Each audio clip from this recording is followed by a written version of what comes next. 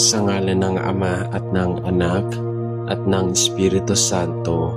Amen. O Diyos na buhay at katotohanan, sa katahimikan ng sandaling ito, lumalapit kami sa iyo na may pusong marupok, ngunit nananabik sa iyong presensya. Ikaw ang Diyos na nakakaalam ng lahat ng aming mga isipan bago pa man namin ito bigkasin. Ang aming mga takot bago pa man namin ito harapin, at ng aming mga pangarap kahit tila malayo pa ang mga ito sa katuparan. Sa harap ng mga pagsubok ng buhay, tinuruan mo kami na ang pagtitiwala sa iyo ay hindi lamang isang damdamin, kundi isang pasyang inuulit araw-araw. Sa gitna ng kawalan ng kasiguraduhan at pagod ng puso, Panginoon, turuan mo kaming magtiwala sa iyo ng lubos. Hindi lamang kapag malinaw ang daan, kundi lalo na kapag ang landas ay madilim at tila walang katiyakan. Kapag ang aming mga plano ay nabigo, kapag ang aming mga panalangin ay tila hindi mo sinasagot sa paraang inaasahan namin, at kapag ang aming lakas ay nauubos sa mga sandaling iyon, tulungan mo kaming kumapit sa iyong mga pangako. Ikaw ang Diyos na hindi nagbabago. Ikaw ang parehong Diyos kahapon, ngayon at magpakailanman. Kapag ang mundo ay pabago-bago at ang mga tao ay nagkakamali, ikaw ay nananatiling tapat. Sa iyong katapatan kami umaasa, sa iyong pag-ibig kami humuhugot ng lakas. Panginoon, patawarin mo kami sa mga sandaling mas pinili naming magtiwala sa aming sariling talino kaysa sa iyong karunungan. Patawarin mo kami kapag hinayaan naming pangunahan ng takot ang aming mga desisyon. Kapag mas pinakinggan namin ang ingay ng mundo kaysa sa bulong ng iyong espiritu. Linisin mo ang aming mga puso at ituwid mo ang aming mga kaisipan upang ang aming pagtitiwala ay maging buo at hindi hati. Itanim mo sa aming mga puso ang pananampalatayang hindi natitinag. Isang pananampalatayang marunong maghintay, isang pananampalatayang marunong magsuko, isang pananampalataya marunong umasa kahit tila wala ng dahilan para umasa. Tulungan mo kaming maunawaan ng iyong mga pagkaantala ay hindi pagtanggi, kundi paghahanda. Na ang iyong katahimikan ay hindi kawalan ng pagkilos, kundi tanda ng mas malalim mong gawain.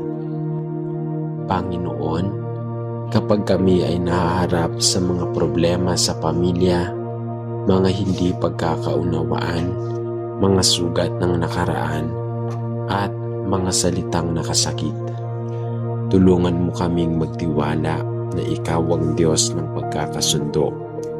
Kapag tila imposible ang kapatawaran, ikaw ang nagbigay sa amin ng pusong marunong umunawa at magmahal. Kapag ang aming tahanan ay puno ng bigat, punuin mo ito ng iyong kapayapaan. Kapag kami naman ay nahaharap sa mga pagsubok sa kabuhayan, kakulangan sa pera, kawalan ng trabaho, o kawalang katiyakan sa hinaharap, itulak mo ang aming mga puso na magtiwala sa iyo bilang aming tagapaglaan. Ikaw ang Diyos na nagbubukas ng pinto na walang sinumang makapagsasara. Ikaw ang Diyos na naglalaan ng mana sa ilang at magbibigay ng tubig mula sa bato. Tulungan mo kaming magtiwala na sa tamang panahon, ikaw ay kikilos. Panginoon, sa mga sandaling kami ay may karamdaman, pisikal man, emosyonal o espiritual, ipaalala mo sa amin na ikaw ang aming manggagamot. Kapag ang aming katawan ay nanghihina at ang aming loob ay puno ng pangamba, yakapin mo kami ng iyong presensya.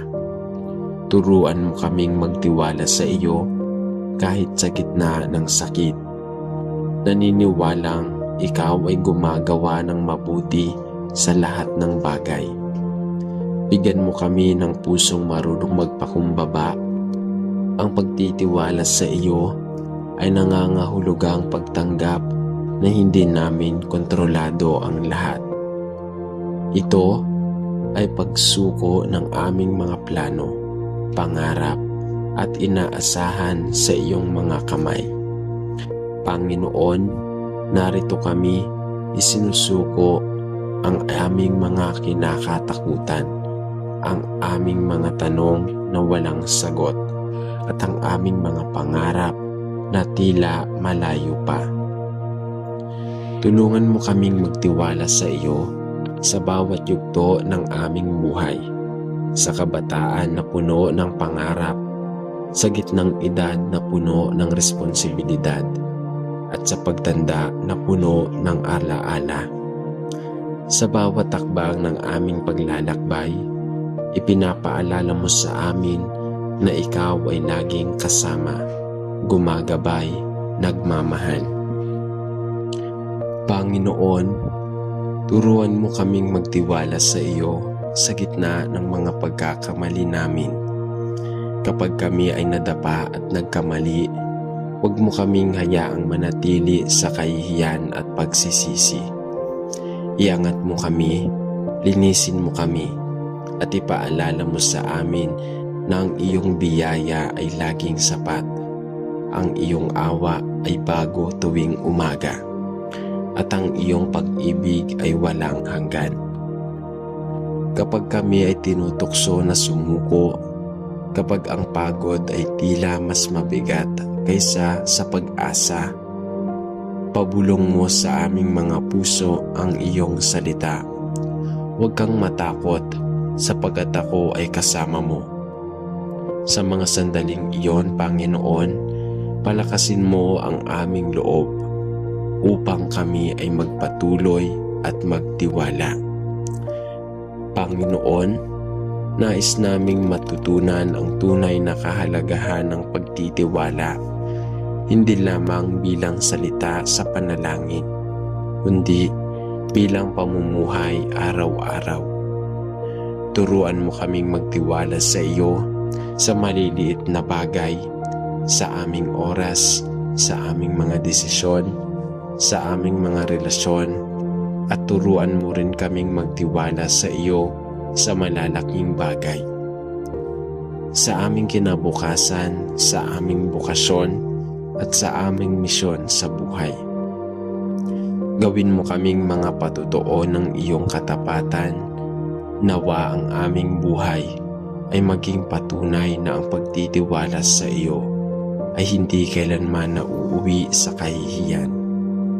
Sa halip, ito ay nagbubunga ng kapayapaan, kagalakan at pag-asa na hindi kayang ibigay ng mundo. Panginoon, kapag kami ay nag-aalinlangan, kapag ang aming pananampalataya ay tila maliit at marupok, palaguin mo ito. Tulungan mo kaming maalala ang mga panahong ikaw ay naging tapat sa amin noon. Ang mga panahong ikaw ay nagligtas, naglaan at gumabay. Ang mga alaalang ito naway maging pundasyon ng aming patuloy na pagtitiwala. Binibigay namin sa iyo ang aming bukas. Hindi namin alam kung ano ang mangyayari, ngunit alam namin kung sino ang may hawak ng aming hinaharap. At sapat na iyon para magtiwala. Panginoon, tinatanggap namin ang pagtitiwala sa iyo ay isang paglalakbay. May mga araw na madali at may mga araw na mahirap. Ngunit sa bawat araw, pinipili naming magtiwala. Hindi dahil kami ay malakas, kundi dahil ikaw ay tapat. Maraming salamat o Diyos sa iyong walang hanggang pag-ibig, sa iyong walang hanggang paggabay, at sa iyong katapatang kailanman ay hindi mo kami iniiwan. Sa iyo namin iniaalay ang panalangin ito. May pusong nagpapakumbaba, may isipang nagtitiwala, at may buhay na nais sumunod. Amen. O mapagmahal, tapat at makapangyarihang Diyos, sa katahimikan ng sandaling ito ay lumalapit ako sa iyo na may pusong sabik, pagod at nangangailangan ng iyong presensya. Ikaw ang Diyos na nakakakita ng lahat ng aking mga iniisip na hindi ko masabi, ang mga takot na pilit kong itinatago at ang mga pangarap na unti-unti nang pinanghihinaan ng loob. Wala akong ibang maitatago sa iyo sapagkat kilala mo ako mula pa sa simula. Bago pa man ako huminga sa umagang ito, nariyan ka na, tapat na nagbabantay at nagmamahal. Panginoon, iniaamin ko sa iyo na hindi palaging buo ang aking pagtitiwala. May mga araw na sinasabi ng aking mga labi na nananalig ako sa iyo. Ngunit ang aking puso ay puno ng pag-aalala. May mga sandaling sinasabi kong ikaw na ang bahala. Ngunit patuloy ko pa rin kinukontrol ang mga bagay na hindi ko naman kayang hawakan. Patawarin mo ako, O Diyos, sa mga pagkakataong mas pinili kong magtiwala sa aking sariling lakas kaysa sa iyong kapangyarihan. Sa mga panahong mas pinaniniwalaan ko ang takot kaysa sa iyong mga pangako. Turuan mo akong magtiwala, Panginoon, hindi ang pansamantalang pagtitiwala na nawawala kapag may problema, kundi ang mahalin at matatag na pananampalataya na nananatili kahit walang kasiguraduhan. Ang pagtitiwalang hindi nakabatay sa nakikita ng aking mga mata, kundi ang katotohanang ikaw ay mabuti, tapat at hindi nagbabago. Bigyan mo ako ng pusong marunong sumandal sa iyo sa pagbabago. Bigyan mo ako ng pusong marunong sumandal sa iyo sa bawat yugto ng aking buhay, sa tagumpay man o sa kabiguan, sa liwanag man o sa dilim. Sa mundong puno ng ingay, balita ng takot at walang katiyakan, wala akong ibang sasandalan, kundi ikaw lamang, Panginoon. Madalas akong mabagbag sa mga tanong na wala namang agarang sagot. Paano kung hindi magtagumpay? Paano kung mabigo ako? Paano kung mawala ang mga mahal ko? Paano kung hindi sapat ang aking ginawa? Panginoon, sa harap ng lahat ng paano kong, pinipili kong itaas ang aking mga mata sa iyo. Sapagkat ikaw ang aking Diyos na may hawak ng bukas, at ang aking buhay ay ligtas sa iyong mga kamay. Ipinagkakatiwala ko sa iyo ang aking puso, ang sugatang nitong bahagi ng nakakatakot at ang mga napapagod. Ipinagkakatiwala ko sa iyo ang aking isipan na minsan ay puno ng pag-aalinlangan at labis na pag-iisip. Linisin mo ang aking mga iniisip, Panginoon. Palitan mo ang aking pag-aalala ng iyong kapayapaan, ang aking takot ng iyong pag-asa, at ang aking pagdududa ng iyong katiyakan. Paalalahanan mo ako araw-araw na hindi ako nag-iisa sa aking mga laban sapagkat kasama mo ako. Panginoon, nagtitiwala ako na ang bawat bagay sa aking buhay ay may layunin. Kahit ang mga luha na aking iniluha sa mga gabing tahimik ngunit masakit. Kahit ang mga panalangin tila hindi mo sinagot agad. Kahit ang mga pintuang isinara mo, lahat ng ito ay bahagi ng iyong mas dakilang plano. Turuan mo akong maniwala ng iyong mga hindi pa at hindi ay hindi pagtanggi, kundi proteksyon at paghahanda para sa mas mabuti. Sa oras na ako'y manghina, ipaalala mo sa akin ng iyong mga nagawa noon, kung paano mo ako iniligtas sa mga pagsubok na akala ko'y hindi ko malalagpasan. Kung paano mo ako inihaon sa mga sitwasyong wala na akong pag-asa.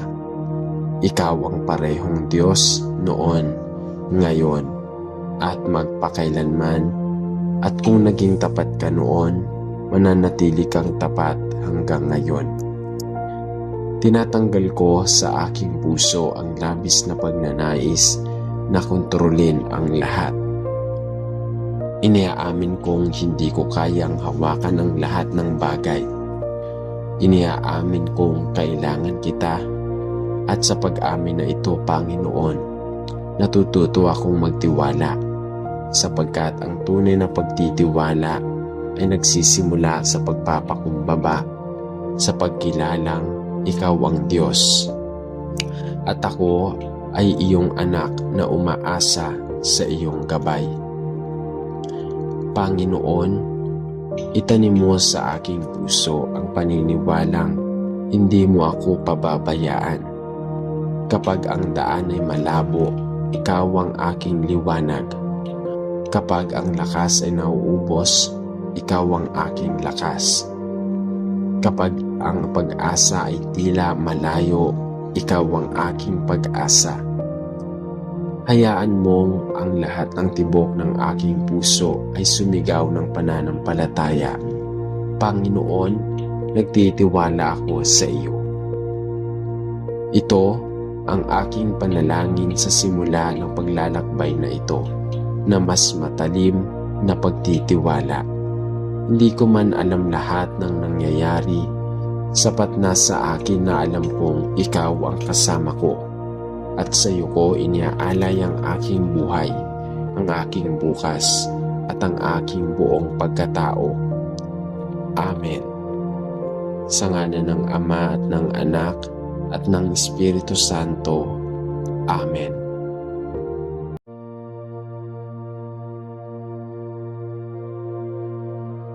Sa ngalan ng Ama at ng Anak at ng Espiritu Santo. Amen. Panginoon naming Diyos, ipinagpatuloy namin ang aming paglapit sa iyo ng may pusong uhaw sa katapatan. Sa bawat tibok ng aming puso, naway marinig mo ang taimtim na hangarin naming mabuhay ayon sa iyong kalooban. Alam naming ang katapatan ay hindi palaging madali. Madalas itong tahimik, walang papuri, at minsan ay may kapalit na pag-iisa. Ngunit sa iyong presensya, natatagpuan namin ang lakas upang ipagpatuloy ang landas na ito. Panginoon, turuan mo kaming maging tapat sa gitna ng kalituhan.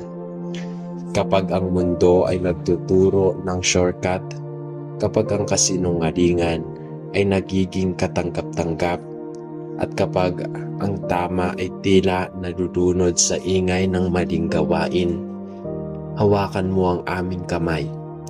Iukit mo sa aming puso ang iyong mga aral upang kahit walang tumitingin, pipilitin pa rin namin ang katotohanan. Naway ang aming konsensya ay manatiling gising, sensitibo, at handang sumunod sa tinig mo. Bigyan mo po kami ng pusong tapat sa panalangin. Panginoon, huwag mo kaming hayaang manalangin lamang kapag may pangangailangan, kundi turuan mo kaming lumapit sa iyo araw-araw, sa saya at sa lungkot, sa tagumpay at sa kabiguan. Naway maging tapat kami sa oras na inilalalaan sa iyo, hindi minamadali, kundi sinasantabi ang aming mga sariling kapakanan. Sa katahimikan ng aming pagdarasal, linisin mo ang aming mga motibo at ituwid mo ang aming mga hangarin. Panginoon, palalimin mo ang aming katapatan sa iyong salita. Naway, hindi lamang namin ito basahin, kundi isabuhay. Kapag ang iyong salita ay sumasalungat sa aming kagustuhan, turuan mo kaming magpasakop. Kapag ito ay humahamon sa aming mga nakasanayan, bigyan mo kami ng tapang na magbago. Gawin mo kaming mga taong hindi namimili ng utos na susundin, kundi buong pusong tumatalima.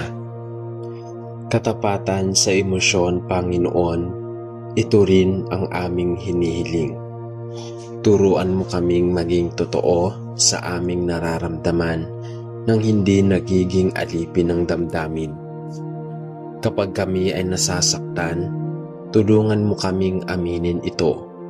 Kapag kami ay galit, ituro mo sa amin ang tamang paraan ng pagharap. Kapag kami ay natatakot, ipaalala mo sa amin na ikaw ang aming kanlungan. Sa pagiging tapat sa aming damdamin, dalhin mo kami sa paggaling. Panginoon, bantayan mo ang aming mga isip sa panahong puno ng tukso, mga imaheng sumisira, mga ideyang lumalayo sa katotohanan.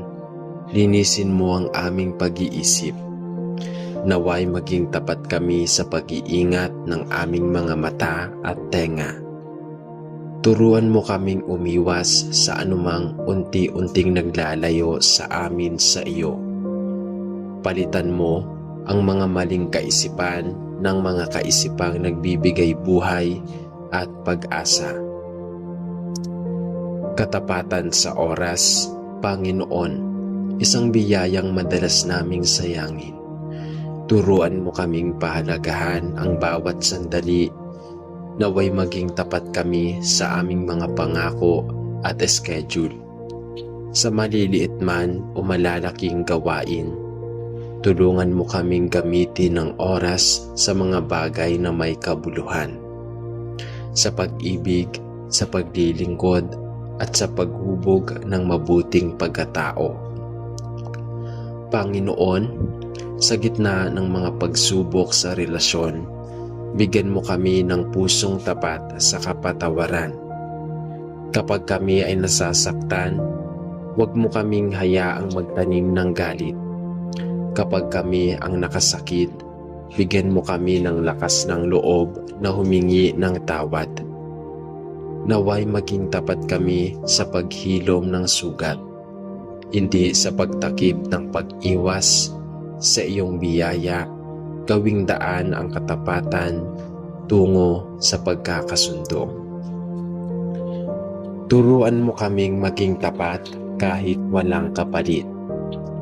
Kapag ang aming kabutihan ay hindi napapansin, kapag ang aming pagsunod ay hindi ginagantimpalaan, ipaalala mo sa amin na ikaw ang nakakakita, ikaw ang saksi sa bawat lihim na kabutihan, sa bawat tahimik na sakripisyo.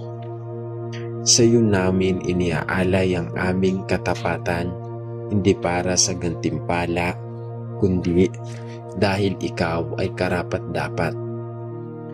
Panginoon, gawin mo kaming mga tagapangahalaga ng katotohanan sa susunod na henerasyon. Naway sa aming halimbawa, matutunan ng mga kabataan ang halaga ng integridad.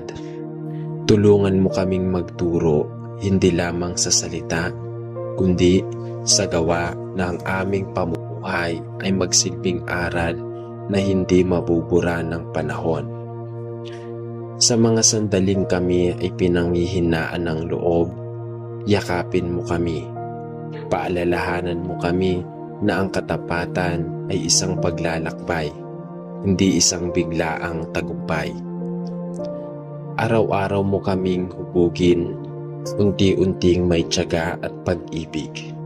At kapag kami ay muling nagkamali, ibalik mo kami sa landas, hindi sa pamamagitan ng takot, kundi ng iyong mapagpalang awa.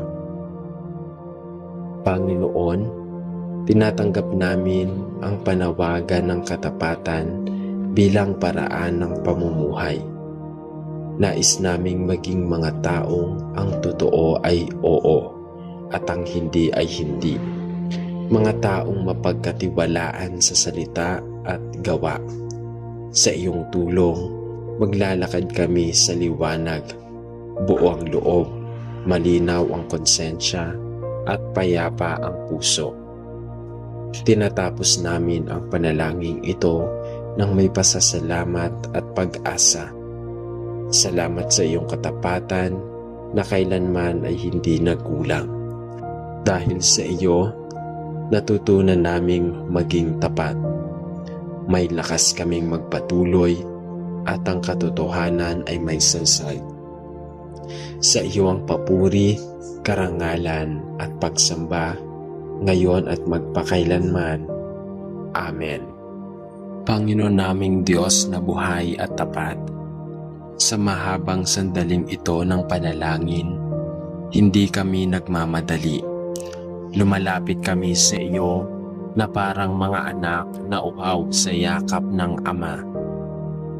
Ang mga kaluluwang pagod sa bigat ng mundo at ang mga pusong naghahanap ng katotohanan.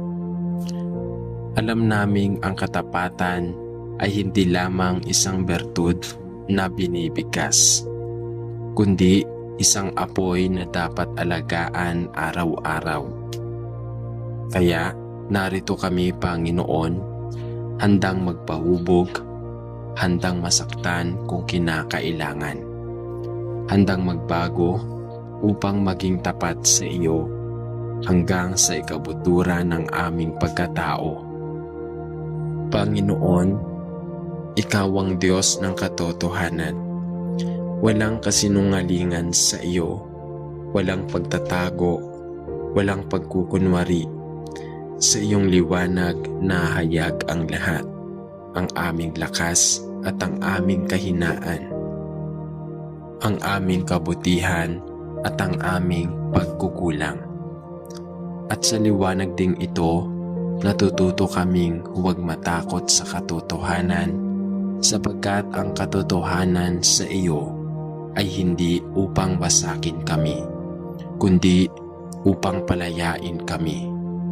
Linisin mo ang aming puso mula sa anumang huwad na anyo ng kabanalan, anumang panlabas na anyong banal, ngunit hukad sa loob. Panginoon, patawarin mo kami sa mga panahong pinili naming magsinungaling, hindi lamang sa salita, kundi sa pamumuhay. Sa tuwing ipinapakita namin sa iba ang isang imahe na hindi naman tunay, sa tuwing nagsusuot kami ng maskara upang tanggapin pareho o maiwasan ang sakit, alam mo ang mga lihim na ito, Panginoon. Alam mo ang mga kompromisong tahimik naming tinatanggap. Sa iyong awa, hubaran mo kami ng mga maskarang ito at bihisan mo kami ng katapatan at kababaang loob. Turuan mo kaming maging tapat sa iyo sa pananampalataya. Huwag mo kaming hayaang maniwala lamang kapag may himala, kundi turuan mo kaming magtiwala kahit tila tahimik ka. Kapag ang aming mga panalangin ay tila walang sagot, kapag ang langit ay parang sarado, at kapag ang pag-asa ay humihina, palakasin mo ang aming paninindigan. Naway maging tapat kami sa paniniwalang ikaw ay mabuti pa rin, kahit hindi namin nauunawaan ang lahat. Panginoon, katapatan sa panalangin, ito ang aming ipinaglalaban. Huwag mo kaming hayaang manalangin ng paulit-ulit lamang ang salita, ngunit wala ang puso. Turuan mo kaming magsalita ng totoo sa iyo. Aminin ang galit, ang pagkalito, ang takot, at maging ang pagdududa. Alam naming mas nais mo ang pusong tapat kaysa sa panalangin perpekto. Sa bawat luha, sa bawat buntong hininga, tanggapin mo ang aming panalangin bilang handog ng katapatan. Katapatan sa iyong kalooban, Panginoon, kahit ito ay salungat sa aming mga plano. Ilang beses na ba kaming humiling ng mga bagay na maganda sa paningin, ngunit hindi pala sa kabubuti sa kaluluwa? Ilang beses na ba kaming nagmatigas sa sariling kagustuhan? Sa oras na ito, isinusuko namin ang aming mga plano, pangarap at ambisyon. Palitan mo ang mga ito ng mga hangarin ayon sa iyong puso. Bigyan mo kami ng lakas na magsabi, hindi ang amin, kundi ang iyong kalooban ang mangyari. Panginoon, turuan mo kaming maging tapat sa aming konsensya. Huwag mo kaming hayaang manhid sa paalala ng Espiritu mo. Kapag kami ay nagkakamali, kausapin mo kami ng malinaw. Kapag kami ay naliligaw, ibalik mo kami sa tamang landas. At kapag kami ay tama, palakasin mo kami upang magpatuloy kahit mahirap. Naway, hindi namin patahimikin ang konsensya para lamang sa pansamantalang ginhawa. Panginoon, napakalalim ng sugat kapag ito'y nasira. Kaya, hinihiling namin ang iyong paggaling. Sa mga relasyong nabasag dahil sa pagtataksil, kasinungalingan at pag-iwas sa katotohanan, pumasok ka. Bigyan mo ng tapang ang bawat isa na harapin ang katotohanan, humingi ng tawad at magpatawad. Alam naming ang katapatan ay minsang masakit, ngunit ang kasinungalingan ay mas nakamamatay sa huli. Panginoon, gawin mo kaming tapat sa pag-ibig. Hindi iyong pag-ibig na pabago-bago at makasarili, kundi pag-ibig na nanatili kahit walang kapalit. Turuan mo kaming magmahal ng may malinaw na hangganan, may respeto at may pananagutan. Ilayo mo kami sa pag-ibig na puno ng lihim at pandiling lang. Naway ang aming pagmamahal ay maging salamin ng iyong pag-ibig, tapat, dalisay at mapagpalaya. Panginoon, bantayan mo ang aming mga dila. Ilang buhay na ba ang nasugatan dahil sa salitang binibitawan ng padalos-dalos? Ilang katotohanan ang natabunan dahil sa takot? Turuan mo kaming magsalita kapag kailangan at manahimik kapag mas makabubuti. Naway ang aming mga salita ay magdala ng liwanag, hindi kadiliman, pag-asa, hindi pagkawasak. Panginoon, sa aming trabaho at bukasyon, gawin mo kaming tapat sa oras na walang nakakakita, Sa mga pagkakataong may pagkakataong mandaya, alalahanin mo kami. Ipaalala mo na ang tunay naming pinaglilingkuran ay ikaw. Naway ang aming integridad ay hindi nakabatay sa laki ng gantimpala, kundi sa lalim ng aming paggalang sa iyo. Katapatan sa oras ng pagsubok, Panginoon, ito ang pinakamahirap. Kapag ang tama ay nagdudulot ng pagkawala, kapag ang katotohanan ay naglalayo ng tao, kapag ang paninindigan ay nagiging sanhi ng pag-iisa, hawakan mo kami. Paalalahanan mo kami na hindi kami nag-iisa, sapagkat ikaw ay kasama ng mga naninindigan sa katotohanan. Panginoon, turuan mo kaming maging tapat hanggang sa wakas. Huwag lamang sa simula, hindi lamang kapag may lakas, kundi kahit kami ay nanghihina na. Kapag ang apoy ng pananampalataya ay tila nauupos, hipan mo ito ng muli. Kapag ang pagod ay bumabalot sa amin, maging pahinga ka namin. Kapag ang takot ay bumubulong, maging tinig ka ng katotohanan. Sa bawat araw na aming tatahakin, nais naming pumili ng katapatan. Kahit maliit, kahit tahimik. Sa bawat desisyon, naway itanong namin, ito ba ay totoo? Ito ba ay tama? Ito ba ay kalugod-lugod sa Diyos? At sa bawat pagkakataong kami ay mabibigo, dalhin mo kami pabalik sa iyong awa. Maraming salamat, Panginoon, sapagkat ikaw ay tapat magpakailanman. Hindi ka nagbabago, hindi ka sumusuko, at hindi ka napapagod sa amin. Dahil sa iyong katapatan, may pag-asa kaming magbago. Dahil sa iyong katapatan, may lakas kaming magpatuloy. Dahil sa iyong katapatan, kami ay may direksyon sa aming mga buhay. Tanggapin mo ang mahabang panalangin ito bilang handog ng pusong naghahangad ng katotohanan. Hubugin mo kami araw-araw habang ang aming pamumuhay ay mismo ay maging panalangin ng katapatan. Sa iyo ang lahat ng papuri, karangalan at pagsamba, ngayon at magpakailanman. Amen. Sa ngalan ng Ama at ng Anak at ng Espiritu Santo. Amen.